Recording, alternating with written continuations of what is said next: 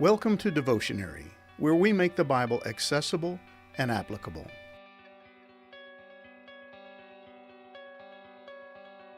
Fools can be exasperating, and their actions can cause even the wisest individual to respond in kind, making equally foolish decisions out of frustration or anger. And in 1 Samuel chapter 25, verses 9 through 17, we're going to see David almost allow Nabal the fool to drag him down to his own level. Fools have a habit of breeding foolishness in others. They bring out the worst in the people around them because they can be so frustrating to deal with. And David, put out with Nabal's obnoxious treatment of his men and flippant disregard for his status as a warrior, comes close to putting an end to Nabal's foolishness by bringing an abrupt and well-deserved end to his life. But fortunately, the story doesn't end that way. God intervenes, using Nabal's wife to protect David from committing murder and providing David with a timely lesson on how to deal with the fool in his own life, King Saul. David was going to learn to fear fools because their foolishness is contagious. The best way to deal with a fool is to leave them in the hands of God.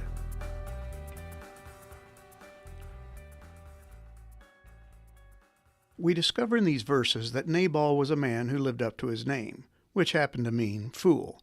He had all the classic characteristics of a biblical fool. The way of a fool is right in his own eyes, but a wise man listens to advice. Proverbs 12, verse 15.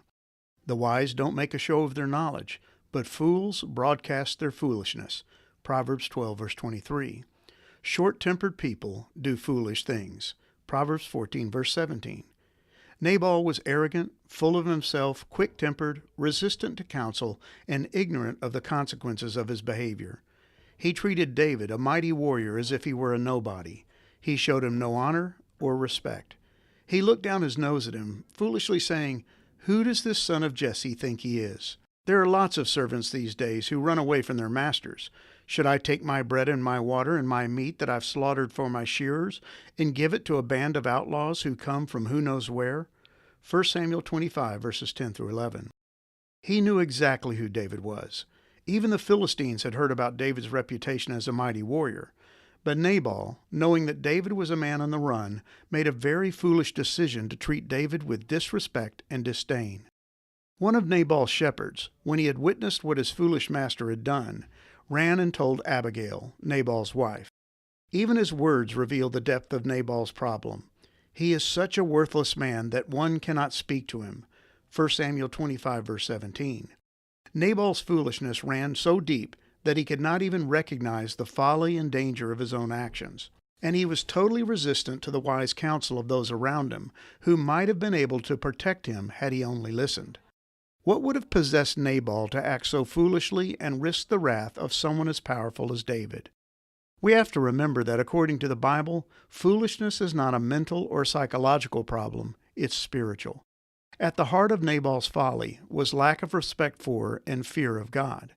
He had placed himself at the center of his own life, making himself his own God, an arbiter of his own fate. Ultimately, foolishness is the lack of wisdom. And Psalm 111 tells us, "The fear of the Lord is the beginning of wisdom. All those who practice it have a good understanding." Psalm 111, verse 19. Scripture repeatedly warns us that a person who denies, ignores, or neglects God lacks wisdom and inevitably displays the characteristics of a fool. He acts thoughtlessly. He gives little or no thought to God, refusing to consider the truth about God. His treatment of others is simply a byproduct of his lack of thought regarding God's holiness and judgment. He becomes dull-minded. When a man fails to consider God, his mind becomes dulled by the things of this world. He begins to lose the ability to see clearly, having his spiritual vision clouded by materialism, success, comfort, and pleasure. Not being sharp in his thoughts about God, his mind becomes intoxicated with the things of this world and sluggish toward God. He becomes senseless. A man who neglects God finds himself lacking in wisdom and acting contrary to good common sense. Because he's deficient in his thoughts about God, he loses his ability to think clearly and sensibly. He may be smart and successful, but he will be plagued by senseless decision-making and the harmful outcomes it brings. He will be without understanding. Because he fails to grasp or comprehend God, he will end up with wrong conclusions or thoughts about God. He will wrongly assume that God is not there or that God doesn't care about what he's doing. He will make godless decisions because he is essentially living a godless life. He will exhibit an ignorance of God. He won't truly know God. Because he has left God out of his thought processes, he will display behavior that reveals his faulty understanding of God. He won't fear God's holiness. He won't worry about God's judgment. He won't seek God's wisdom. He won't see a need for God's forgiveness. He will be unwise. Without God in his life, he will lack wisdom. In fact, regardless of what he tries to do, he will act contrary to wisdom. His behavior will make sense to him, but it will actually lead to dangerous and foolish outcomes. These characteristics, while true of the lost, should be especially scary to the believer, because any of us can exhibit these same qualities at any time. All it takes is for us to neglect God in our lives, to fail to fear him and treat him with the honor, respect, and worship he is due. When we leave God out of our lives, we open up the door to foolishness. Foolishness is nothing more than a lack of wisdom, and as the psalmist said, the fear of the Lord is the beginning of wisdom. Nabal was a fool because Nabal was ungodly. If he didn't fear God, why in the world would he fear David? If he was unwilling to treat God with respect, what would prevent him from treating David the same way? It's interesting to note that in the Proverbs there are 5 different types of fools mentioned. They seem to run on a continuum, moving from bad to worse. There is the simple fool, the silly fool, the sensual fool, the scornful fool, and the stubborn fool. Each is characterized by a different Hebrew word. The last one, the stubborn fool, is the word Nabal, which just happens to be the name of the character in our story. According to the Proverbs, this is the most dangerous type of fool. A stubborn fool rejects God and his ways. He is self-confident and closed-minded.